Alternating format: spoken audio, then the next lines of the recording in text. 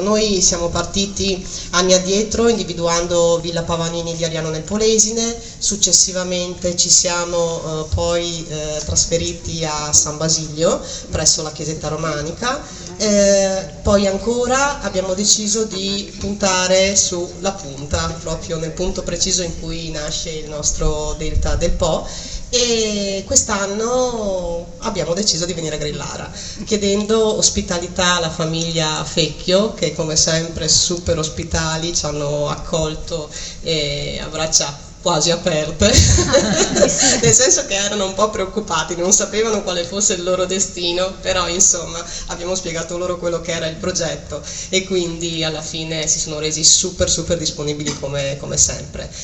Siamo in un contesto che è un fiore all'occhiello per il nostro territorio comunale. Il Museo Laboratorio Locarina lo possiamo effettivamente considerare come uno scrigno di memoria, uno scrigno di ricordi, di fantasia, di creatività, di bellezza.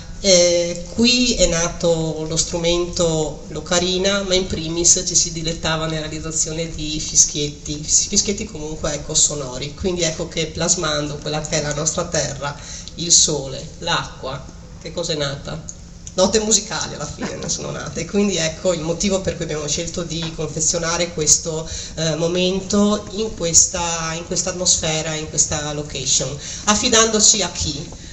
A un amico di vecchia data, Alessandro Tessarin, che effettivamente è anche lui un fiore all'occhiello del nostro territorio, un ragazzo. Va bene. Siccome siamo coetanei. Sì, un ragazzo. Insomma ci conosciamo da vecchia data, però insomma è sempre un piacere. Intanto buonasera a tutti e grazie del vostro intervento su questo splendido progetto, insomma, che Mara mi ha accennato, comunque ho accettato a braccia aperte e sono sicuro che sarà un grande successo. Da parte mia sono state già dette diverse cose importanti. Faccio un pensiero al mio papà, ritorno sempre a Edelmo, che è colui che ha dato a me la forza e mi ha tramandato la passione di realizzare questo strumento che si chiama ocarina, prendendo la terra qua dai campi, e quindi direi di dedicare anche a lui in parte almeno il nostro intervento di ocarinisti, sperando di fare del nostro meglio sicuramente.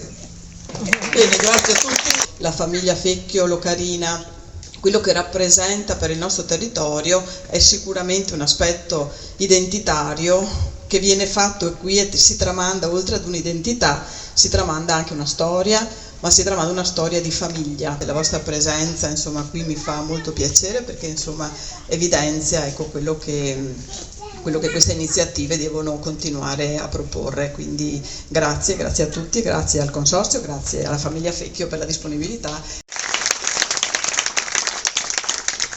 Daniele Tessarin, Chiara Fecchio, Filippo Bergo,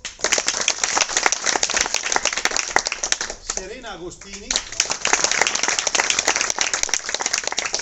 prima Giuseppina, e Giada Fecchio. Io sostituisco, in realtà l'applauso va lo stesso anche a Lidia Santin, che sostituisco, spero egregiamente, comunque anche lei oggi possiamo ascoltare due brani.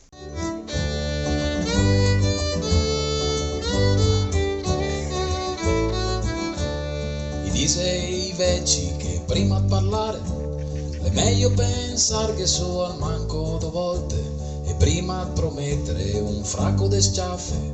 Le mai ricordarsi la storia del sport. La prima sporta è quella del dare, quella che dà anche più soddisfazione. La seconda sporta è quella d'avere, le lì a ricordarte che ti sta un coglione.